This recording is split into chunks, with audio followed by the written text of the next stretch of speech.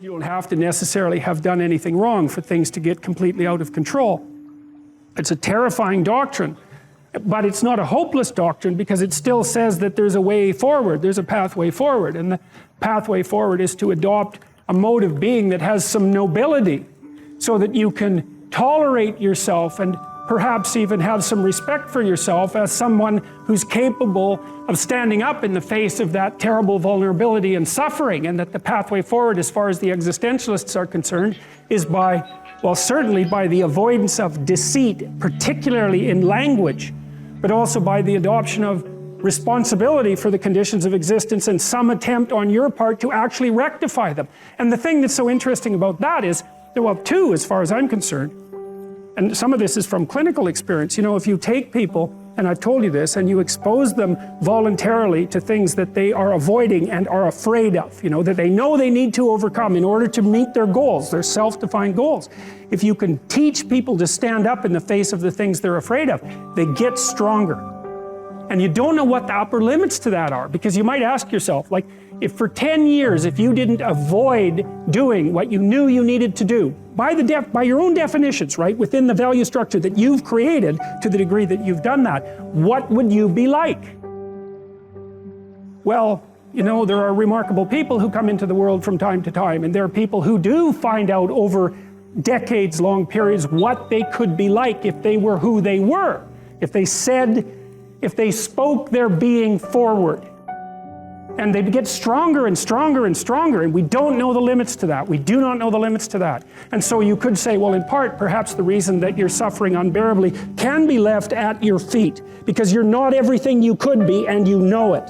And of course, that's a terrible thing to admit, and it's a terrible thing to consider, but there's real promise in it, right? Because it means that perhaps there's another way that you could look at the world, and another way that you could act in the world, so what it would reflect back to you would be much better than what it reflects back to you now. My experience is with people that we're probably running at about 51% of our capacity. I mean, you can think about this yourselves. I often ask undergraduates how many hours a day you waste, or how many hours a week you waste, and the classic answer is something like 4 to 6 hours a day. You know, inefficient studying, watching things on YouTube that not only do you not want to watch, that you don't even care about, that make you feel horrible about watching after you're done. That's probably 4 hours right there. You know, you think, well, that's 25 hours a week, it's 100 hours a month, that's 2.5 full work weeks, it's half a year of work weeks per year. And if your time is worth $20 an hour, which is a radical underestimate, it's probably more like 50 if you think about it in terms of deferred wages. If you're wasting 20 hours a week, you're wasting $50,000 a year. And you are doing that right now. And it's because you're young, wasting $50,000 a year is a way bigger catastrophe than it would be for me to waste it, because I'm not going to last nearly as long. And so if your life isn't everything it could be, you could ask yourself, well, what would happen if you just stopped wasting the opportunities that are in front of you? You'd be who knows how much more efficient? 10 times more efficient, 20 times more efficient. That's the Pareto distribution. You have no idea how efficient people get. It's off the charts. Well, and if we all got our act together collectively and stopped making things worse, because that's another thing people do all the time, not only do they not do what they should to make things better, they actively attempt to make things worse because they're spiteful or resentful or arrogant or deceitful or homicidal or genocidal, or all of those things all bundled together in an absolutely pathological package.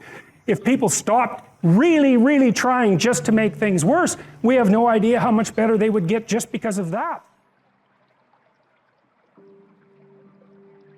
Geppetto, he's a good guy.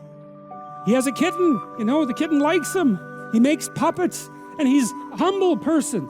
And he knows that compared to the ideal that he's attempting to subscribe to, that he's not abased before it or anything like that. He's not despicable in relationship to it. But the reason he's on his knees is because the thing he's pointing at is above him. You know, it wouldn't be the right aim if it wasn't above him. And so the fact that he's on his knees, so to speak, is only an indication that his aim is proper, because you should be on your knees to something that you actually admire. And if you don't feel like being on your knees in front of it, then perhaps you don't actually admire it. And then that means you haven't got the stage set properly. It should be something that fills you with awe. Your aim should be at something that fills you with awe. Because why do something else? Well, perhaps because it's easy, and perhaps because it's malevolent, and all of those things. But those are no answer to the problems that beset you. They just make things worse, and that's clear. And so then, Geppetto, having made his pact, his covenant, just like Abraham, he falls into a dream, right? He falls into a dream, and the rest of the movie actually takes place in a dream. And it's a dream, it's the dream within which transformation takes place.